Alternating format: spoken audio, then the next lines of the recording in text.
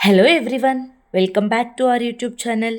Last పార్ట్లో సంజయుడు భీష్ముడి దగ్గరకు వచ్చి మహారాజు గారు యజ్ఞం పూర్తయ్యే వరకు ఎవరితో సమావేశం కావాలనుకోవడం లేదని చెప్తాడు. ఆ తర్వాత ఏం జరిగిందో ఇప్పుడు తెలుసుకుందాం.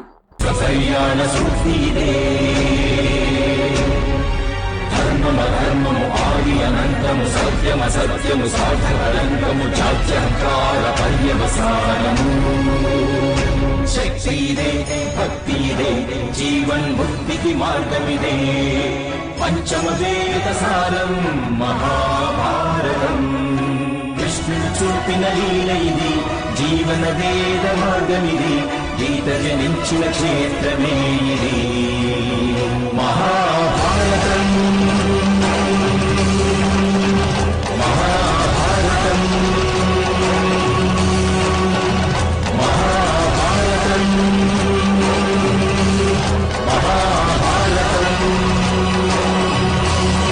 విషయం తెలుసుకున్న కుంతీదేవి ఏడుస్తూ పరిగెత్తుకుంటూ భీష్ముడి దగ్గరకు వచ్చి, మామగారు, మహారాజు గారు నా కొడుకులను ఎందుకు బందీలుగా చేశారు? వారు ఎంత పెద్ద అపరాధం ఏమి చేశారు మామగారు అని ఏడుస్తూ ఉంటుంది. వెంటనే భీష్ముడు, అది తెలుసుకోవడానికే నేను ఇక్కడికి వచ్చానమ్మా అని అంటాడు.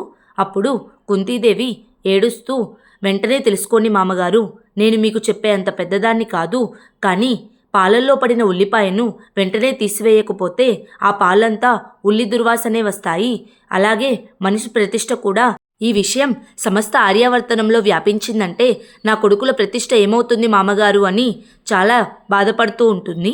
కుంతీదేవి బాధను చూసిన భీష్ముడు చాలా కోపంతో ధృతరాష్ట్రుడు చేస్తున్న యజ్ఞం దగ్గరకు వెళ్ళి, ధృతరాష్ట్ర, యజ్ఞం అనేది పుణ్యప్రాప్తి కోసం పాప ప్రక్షాళన చేసుకోవడం కాదు. పాప ప్రక్షాళన చేయడానికి గంగా స్నానం చేయాలి. నీవు చేస్తున్న ఈ యజ్ఞం వల్ల నీ పాపాలకు విముక్తి కలగదు అని చెప్పి పక్కనే ఉన్న నెయ్యిని తీసుకొని యజ్ఞగుండంలో వేస్తాడు. అప్పుడు యజ్ఞంలోని మంటల తాకిడికి ఎవరూ తట్టుకోలేక అందరూ పక్కకు వెళ్ళిపోతారు. అది చూసిన గాంధారి, మహితాత్మ, ఇంత కోపమా అని అడుగుతుంది. వెంటనే భీష్ముడు, ఈ ప్రశ్న నన్ను కాదు గాంధారి, నీ భర్తని అడుగు, వీడు పాండవులని బంధించి ఉంచాడు అని అంటాడు. అప్పుడు ధృతరాష్ట్ర మహారాజు, రాజ్యసభలో శస్త్రాలను ఎత్తే సాహసం చేసిన కారణంగా వారిని బందీలుగా చేశాను. మీరే అన్నారు కదా, అపరాధం చేసిన వారికి దండన విధించకపోతే వారు ఇంకొక అపరాధం చేసే వీలుందని అని అంటాడు. అప్పుడు భీష్ముడు, అవును, నేనే అన్నాను. ఈ కారణంగానే నిన్ను నేను ఈ అపరాధం చేయనివ్వను. నీవు పాండవులను బంధించకూడదు, వెంటనే వారిని విముక్తులని చెయ్యి అని అంటాడు. అప్పుడు దుర్యోధనుడు ధృతరాష్ట్ర మహారాజుకు, మీరు ఆదేశం ఇవ్వకూడదు పితామహ, మహారాజు అధికారాలను మీరు గౌరవించాలి అని అంటాడు. వెంటనే భీష్ముడు, మూర్ఖుడివి దుర్యోధన, నీవు ఆ అధికారం నా కారణంగానే వచ్చింది. నేను ఆ అధికారాలను తొలగించగలను. నేను ముందే చెప్పాను, హస్తినాపురంలో అధర్మం కనిపిస్తే నేను హస్తినాపురంతో యుద్ధం చేస్తాను, దానివల్ల నా ప్రతిజ్ఞ భగ్నం కాదని అంటాడు. అప్పుడు గాంధారి, మీరు అర్జునుడికి ఏదైనా చిన్న దండను విధించని మహారాజా, మరి ఇతర పాండవులకు దండన ఎందుకు విధించాలి? మీరు వారిని విడిచిపెట్టండి నాథా అని అడుగుతుంది. వెంటనే శకుని కూడా మహారాజు దగ్గరికి వచ్చి, మహారాజా, నాది కూడా ఇదే అభిప్రాయం అని అంటాడు. అప్పుడు దుర్యోధనుడు, మీరు మౌనంగా ఉండండి మామయ్య. లేదు పితామహ, మహారాజు ఆదేశం అమలు కావాల్సిందే, ఇక ముందు కూడా అమలు అవుతుంది అని అంటాడు. వెంటనే భీష్ముడు, ధృతరాష్ట్ర, ఇదే నా దుర్నిర్ణయం అని అడుగుతాడు. ధృతరాష్ట్రుడు ఏమీ మాట్లాడకుండా నించొని ఉంటాడు. వెంటనే భీష్ముడు, అయితే మంచిది, ఇప్పుడు నేను నా నిర్ణయం తీసుకుంటానని చెప్పి అక్కడి నుంచి వెళ్ళిపోతాడు. భీష్ముడు వెళ్ళిన వెంటనే శకుని దుర్యోధనుడి దగ్గరికి వెళ్ళి, ఏమిటి ఈ మూర్ఖత్వం అని అడుగుతాడు. వెంటనే దుశ్శాసనుడు, మీరే చెప్పారు కదా మామయ్య అని అంటాడు. అప్పుడు శకుని, నేనే చెప్పాను, కానీ ఇప్పుడు నేనే నా మాట మార్చుకుంటున్నాను. రాజనీతి కూడా జూదం లాంటిదే మేనల్లుడా. పాచికలు పారనప్పుడు ఎత్తుకు పైవెత్తు వేయడం కూడా, ఎత్తుని మార్చడం కూడా నేర్చుకోవాలి. భీష్ముడి శక్తి, శౌర్య ప్రతాపాలను చూడాలనుకుంటున్నావా ప్రియ దుర్యోధన? ఈశ్వరుడు మాదిరిగా అతడు నీ పన్నాగాలను ఏ విధంగా ధ్వంసం చేయాలనుకుంటున్నాడో చూడాలనుకుంటున్నావా? నాతో రండి చూపిస్తా అని వాళ్ళని తీసుకొని వెళ్తాడు. అదే సమయంలో సైనికులు పాండవులను బందీలుగా చేసి కారాగారానికి తీసుకువెళ్తూ ఉంటారు.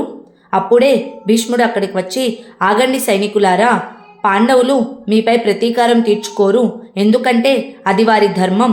కానీ మీపై ప్రతీకారం నేను తీర్చుకుంటాను. అది నేను చేసిన ప్రతిజ్ఞ. నాతో యుద్ధం చేస్తారా లేకపోతే పాండవుల్ని విడిచిపెడతారా అని అడుగుతాడు. వెంటనే ధర్మరాజు, పితామహ, మా కారణంగా మీరు హస్తినాపురం సింహాసనం పట్ల ఇంతటి విద్రోహం చేయలేరు. మాకన్నా మీకు ప్రతిజ్ఞ ముఖ్యం అని అంటాడు. అప్పుడు భీష్ముడు, పుత్ర యుధిష్ఠిర, నా ప్రతిజ్ఞకు మూలం నీ కారణంగానే వచ్చింది. సైనికులారా, మీ ఆయుధాలను పైకి లేపండి, నాతో యుద్ధం చేయండి అని అంటారు.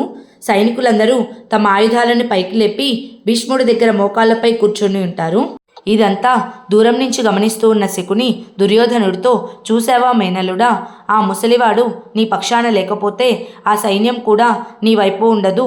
ఒకవేళ పాండవులు హస్తినాపురం విడిచి వెళ్ళిపోతే ఆర్యావర్తనంలో ఉన్న ఇతర రాజ్యాలన్నీ హస్తినాపురంపైకి దండయాత్రకు వస్తాయి. ఆ ముసలి భైరవుడు లేని హస్తినాపురం శూన్యమే. అది అప్పుడు ఎలా ఉంటుందంటే నందిలేని కైలాసం వలె ఉంటుంది. కనుక నీవు వెళ్ళి మహారాజుకు చెప్పు, మహామహితాత్ముడు భీష్ముల వారిని క్షమాపణ కోరడానికి సిద్ధంగా ఉండమని అని చెప్తాడు. దుర్యోధనుడు కూడా శకుని మాటలు వింటూ అలా చూస్తూ ఉంటాడు. ఆ తరువాత భీష్ముడు విదురుడితో, మహామంత్రి, నేను ఒక నిర్ణయం తీసుకున్నాను. ఒకవేళ యుధిష్ఠిరుడికి మీ మహారాజు పట్టాభిషేకం చేయకపోతే ఈ హస్తినాపురంలో నేను ఒక్క క్షణం కూడా ఉండను అని అంటాడు. అప్పుడు అర్జునుడు, పితామహ, మీ కోపాన్ని శాంతింపచేయండి. మీకు మా పట్ల ఉన్న ప్రేమ విశ్వాసాలే మాకు రాజ్యాన్ని మించినవి అని అంటాడు. వెంటనే భీష్ముడు, అంతటితో సరిపెట్టలేను. ఈ భూమిపై ఎల్లప్పుడూ ధర్మమే రాజ్యం చేస్తూ వస్తుంది. ఇకపైన కూడా అలాగే జరుగుతుంది అని అంటాడు. అప్పుడు విదురుడు, పెదనాన్న, మరో మార్గం ఆలోచించే అవకాశం నాకు ఇవ్వండి అని అడుగుతాడు. అదే సమయంలో శకుని అక్కడికి వచ్చి, మీకు మరో మార్గం ఆలోచించే అవసరం లేదు మహామంత్రి. మహారాజు గారు తమ పొరపాటుకు పశ్చాత్తాపం చెందుతున్నారు. రాకుమార అర్జున, రాజ్యసభలో శస్త్రాన్ని ఎత్తినందుకు మహారాజు గారు మీకు మా మేనల్లులకు ఒకరోజు ఉపవాస దండన విధించారు. యువరాజా, మహారాజు గారు మిమ్మల్ని క్షమాపణ కోరుతున్నారు. మీ అందరినీ కూడా, మీ పెదనాన్నను మీరు క్షమించలేరా యువరాజా అని అడుగుతాడు. వెంటనే ధర్మరాజు, వారిని క్షమించే అధికారం మాకు లేదు గాంధార రాజా. వారు మమ్మల్ని క్షమించారు, మాకది సంతోషం అని అంటాడు. అప్పుడు శకుని, మీరు చాలా ఉదార స్వభావులు యువరాజా అని భీష్ముడి దగ్గరికి వెళ్ళి, మహామహితాత్మ, మహారాజు గారు మీ పాదస్పర్శ చేసి మిమ్మల్ని క్షమాపణ కోరాలనుకుంటున్నారు. మీరు వచ్చేస్తారుగా అని అడుగుతాడు. వెంటనే భీష్ముడు, నీవు వెళ్ళు, నేను వస్తాను అని చెప్తాడు. శకుని వెళ్ళిన తర్వాత భీష్ముడు విదురుడితో, నీవన్నది నిజమే విదురా, తైలాన్ని నీటిని ఒకే దగ్గర ఉంచలేము.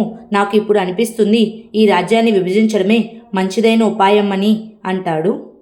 అప్పుడు ధర్మరాజు వచ్చి, పితామహ, పూర్వీకుల రాజ్యాన్ని విభజించి మనం ఎవరం సుఖంగా ఉండలేము. ఇంతకైనా మంచిదైన ఉపాయం ఏమిటంటే మేము హస్తినాపురాన్ని త్యజించడం అని అంటాడు. వెంటనే విదురుడు, పుత్ర యుధిష్ఠిర, నీవు హస్తినాపురాన్ని త్యజించి వెళ్ళవచ్చు, కానీ పట్టాభిషేకం చేయించుకొని వెళ్ళు, తపస్విగా మారి వెళ్ళకు అని అంటాడు. అప్పుడు భీష్ముడు, పుత్ర యుధిష్ఠిర, సత్యవతి మాత విదురుడి ద్వారా నీకు పట్టాభిషేకం చేయించమని నాకు సందేశం పంపారు. కానీ నేను నీకు హస్తినాపుర రాజ్యం మొత్తాన్ని ఇవ్వలేకపోవచ్చు. కొంత రాజ్యాన్నైనా ఇచ్చి నన్ను సంతోషంగా ఉండనివ్వు పుత్ర అని అడుగుతాడు. వెంటనే భీముడు, కానీ అన్నయ్యకు సమస్త రాజ్యంపై అధికారం ఉండాలి పితామహ. మీరు ఆదేశిస్తే పెదనాన్న అన్నయ్యకు పట్టాభిషేకం చేయవలసిందే. మరి రాజ్య విభజన ఎందుకు అని అడుగుతాడు. అప్పుడు భీష్ముడు, పుత్ర భీమా, బురదగుంట పక్కన కూర్చున్న మనిషికి ఆ బురద అంటక మానదు. బురద ఎంతటి వాడినైనా అందవికారంగా మార్చేస్తుంది. మీరు ఈ ధృతరాష్ట్రపుత్రులతో ఇక్కడ ఉంటే మీ ధర్మం కూడా మలినమైపోతుంది. అందుకే రాజ్య విభజనే మంచిది. కనుక రాజ్యాన్ని విభజించి తీరాల్సిందే అని అంటాడు. అప్పుడు అర్జునుడు, మా ధర్మం ఏమిటో మాకు తెలుసు పితామహ, కానీ మీ మార్గదర్శకత్వం లేకపోతే మా గమ్యమేమిటో మాకెలా తెలుస్తుంది అని అడుగుతాడు. వెంటనే భీష్ముడు, పుత్ర, నేను కూడా మీతో పాటు వస్తాను. నేను మా నాన్నగారికి మాట ఇచ్చాను, హస్తినాపురం సింహాసనాన్ని రక్షిస్తూ ఉంటానని. ధర్మం ఎక్కడుంటుందో అదే హస్తినాపురం సింహాసనం, అనగా యుధిష్ఠిరుని రాజ్యంలో అని చెప్తాడు. ఆ తర్వాత ఏం జరిగిందో నెక్స్ట్ పార్ట్లో తెలుసుకుందాం. Please like, share and subscribe to our YouTube channel. Thank you.